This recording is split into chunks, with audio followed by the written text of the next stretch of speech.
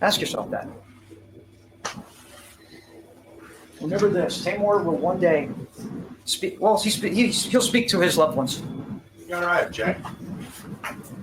This is an insinuation about parole in some kind of way. It's improper. Right, that'll be helpful. He'll also walk among us one day. He will have his freedom. He will have his life. Maybe he's going to a bad place, like defense counsel said, which that's what prison is. He has all those options ahead of him. He can choose to make himself better there. He can choose. 2 minutes. Thank you, Judge. He can choose. Mark will not be able to choose any of that. He will not be able to choose to go to college. He will not be able to choose to get a degree. He will not be able to choose to use photography as a career. He will never, ever see his family ever again. They will never see him.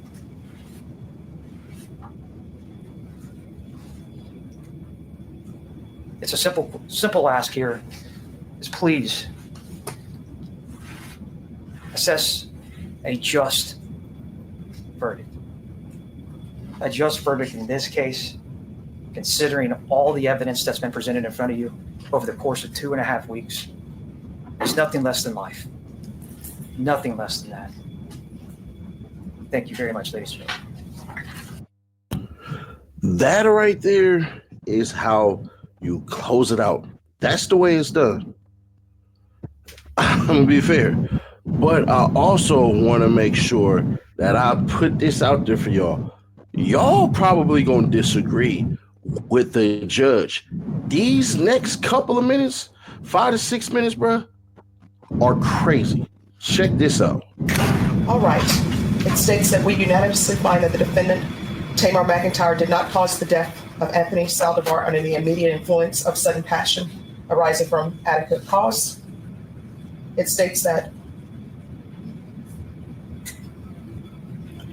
punishment to be assessed at 80 years in the prison, and there is no fine. Does anyone wish to have the jury poll? Yes, Your Honor. All right. Ladies and gentlemen, I'm first going to start with your unanimous decision stating that there was no fighting of sudden passion. If that is your verdict, I'll need you to respond yes. Does everyone understand? Yes. We'll start on the end. Is this your verdict? I'm sorry? Yes. Is this your verdict? Yes. Is this your verdict? Yes. Is this your verdict? Is this your verdict? Yes. Is this your verdict? Oh. I'm on the back row. I'm sorry. Is this your verdict on the back row? Is this your verdict? Yes. Is this your verdict? Yes. Is this your verdict? Is this your verdict? Yes. Is this your verdict? Yes. Is this your verdict? With regards to the sentence of 80 years in the prison and no fine, if this is your verdict, I need you to answer yes. Does everyone understand? Yes. Is this your verdict? Is this your verdict? Yes. Is this your verdict? Yes. Is this your verdict? Yes. Is this your verdict? Yes. Back row, is this your verdict? Yes. Is this your verdict? Yes. Is this your verdict? Is this your verdict? Is this your verdict? Yes. Is this your verdict? Is this your verdict? Yes. All right, ladies and gentlemen, I'm going to have you go back to the jury room, and I'll meet you back there shortly. Everyone, please rise for the jurors.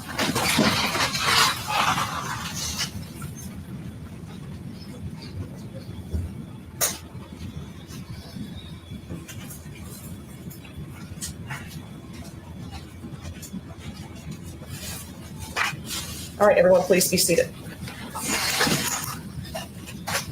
All right, Mr. McIntyre, the jury found you guilty of murder.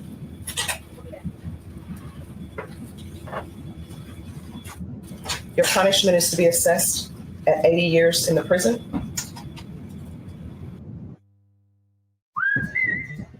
Hardee's hand-breaded chicken on a toasted bun or home-style tender platter with your favorite sauce, like new Duke's Carolina Gold. The court will give you credit for any time served. There's a $0 fine. And with regards to the other offense, State, are you requesting that to be stacked? Yes, we are, Your Honor.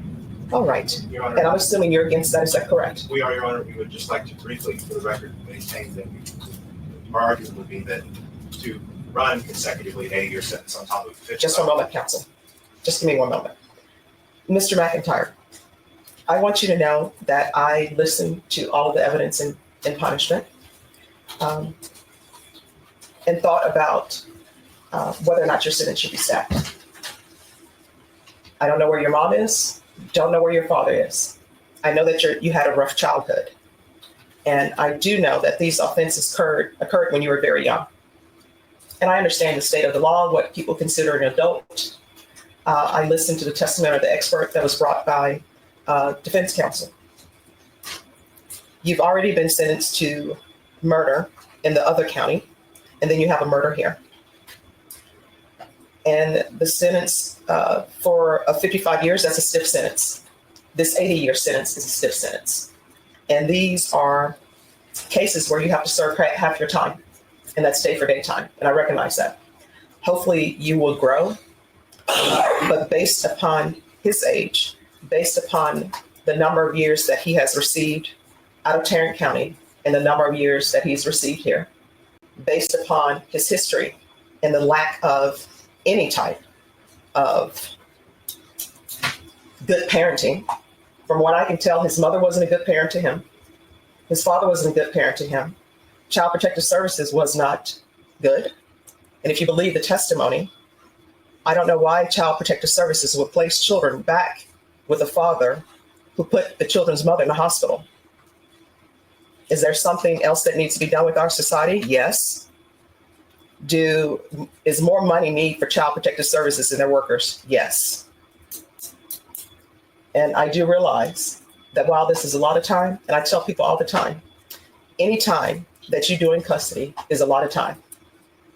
But by that same token, you're still alive. And what the state has said is true. You're still alive. You can still better yourself. If you end up in prison for the rest of your life, you're still alive. You still can improve yourself. Your family can still visit you. But the complainant in this case is deceased. And you need to internalize that the complainant in this case is deceased and that his family is never going to see him again. So you're going to have to make changes. Hey, yo, do me a favor, y'all. Hit the like button, comment, subscribe, share. This young man just threw his life away, man. Tay-K, y'all. Can y'all believe this? 80 years. He got hit with an 80 piece. And you're going to have to remove people from your life who are not of benefit in the means of making you a better person. And I do understand that sometimes people will go to prison. They join gangs because you need protection, because you're there by yourself. You're young, but you're going to have to make better choices. Do you understand? Yes, ma'am. So I'm going to sentence him to 80 years in the prison, give him credit for any time served. There is a $0 fine. This will run concurrent with 1511547D. Hey, yo, you. Can you subscribe and turn on that bell too? Because when you do, you're helping unbiased independent news. There's a message. There's always been a message on my channel about valuing life, right? If somebody took somebody from you, value your life enough to value their life to live for. With Tay-K, bro, and I didn't put the sister stuff in there and all that because at the end of the day, I don't really think it did anything. What I will say is this. If you value your life enough, you'll protect your life, which means you'll get firearms, you'll get training, you'll get in the gym, you'll take care of certain things, you'll make sure financially that you're set for when you can't work, right? Your money will work for you. Get an IRA, independent retirement account, talk to your banks. But there's also a D value of life that can be taught. So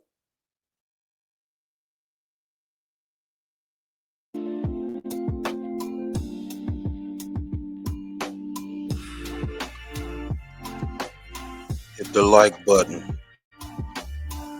Appreciate y'all. what I believe is that though Tay-K did not value his life, so he couldn't value the life of another, basically his father beating the hell out of him and everything, I understand that part. I do. I get it. I 100% get it. But one thing that we must know is we all know right from wrong, no matter what happened to you. Even if you can't internalize on an empathic level of right and wrong, meaning you can't feel it, you should morally know it's wrong. You should be able to sense, be able to see, yeah, this is wrong. And he couldn't. Youngin showed no remorse at all. He could have stood up and talked to the judge and said, Your Honor, I would like to essentially talk to the family and express my apologies and all this stuff and everything like that. It didn't happen.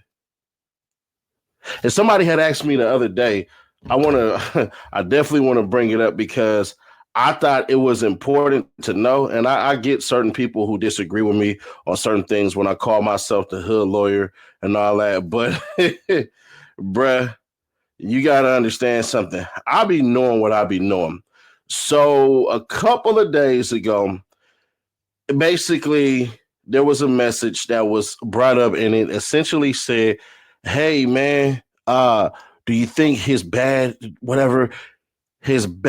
childhood upbringing and stuff, do you think that actually played a part and all this stuff? And I'm like, yeah, but you can't do that because this is what I say.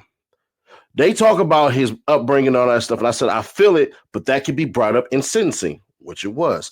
Then I say that stuff would be an admission of guilt when they wanted to fight it, meaning all that stuff that came out about him and his father and all that crap and everything.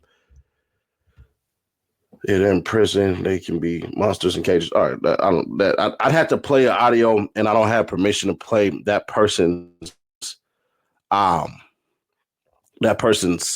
message. Anyways, long story short, I get it. I understand. I get it. Hey, man, they was this. But we had to stop the past monsters, but we also had to stop the monsters of now. If we don't stop people, then it continues to go on. We can't make excuses just because bad things happen to us. If you've been fired from a job and you gave 10 years, the best years of your life, and they kick you in your ass and tell you, hey, bro, yeah, your job is no longer. We're giving it to a machine. That doesn't give you the right to go in there and beat somebody the hell down. When somebody makes a promise to you and they're supposed to love you and care about you and all of this stuff and they'll never do you wrong and they do you wrong, that doesn't give you the right to hurt them or hurt the next person. It doesn't. I know some people probably like, man, nah, F you. I'm finna go get revenge. Now I'm finna go be a hoe right now, bro. Yeah, I'm finna go out there and sleep with every woman and they're gonna feel my pain. Let me ask you, if that's the case, what makes you better than the person who did it to you? Eventually, it has to stop. And that's what prison is about. It's about them stopping. That's supposed to be the punishment, is that you stop doing the things to basically break the rules of land, air, and water law. So I get all that. His sister came up, said that they was beaten, that they got took to a foster home and all this stuff, and he had to run away and all this crap. He ran away for a murder that he had already did and ran to San Antonio and committed another murder. So let's understand that. Then let's understand this.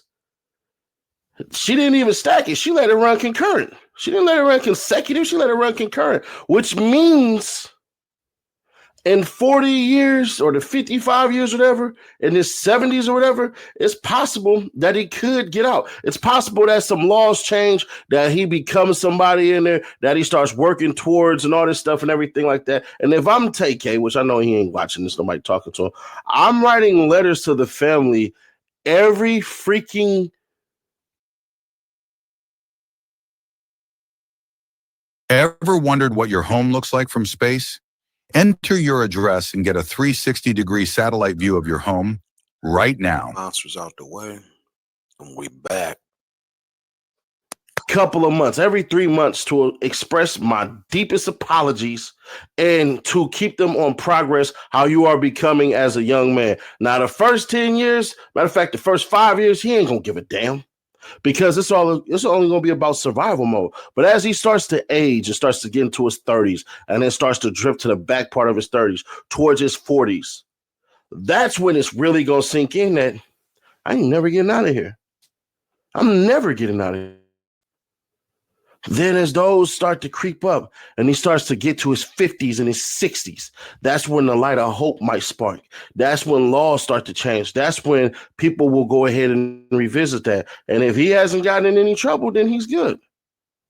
Now, some of y'all be like, well, what about the 80 years? Saying if they change certain laws and they get knocked down at 80 years and then they allow that. Now, that's basically naturally life. I ain't gonna hold you. He already in his 20s. Plus that 80, get out when he's 100? Not likely. What's more than likely to happen is he's going to die in the state of Texas in a Texas prison and never see the natural light of day that isn't surrounded by fences until his body gets thrown in the ground and nobody gives an F about him. He has effectively weeded his genes out of existence. One of the worst things that is going to come about this is there's going to be references about him, murders and all of this stuff and everything, but it wasn't for gang shit. It wasn't for the glory. It wasn't against ops. It wasn't against anybody but a horny young kid with a goddamn camera that wanted to be a photographer and thought that he could levy his photography skills to get some ass. Let's just be fair. Tay-K doing that was a kid who did not give a fuck about life. And now the state of Texas, unfortunately, or fortunately, however you want to look at it, don't give a fuck about his. He's done. The race is effectively over. Fuck a beat, I was trying to beat a case, but I ain't beat that case.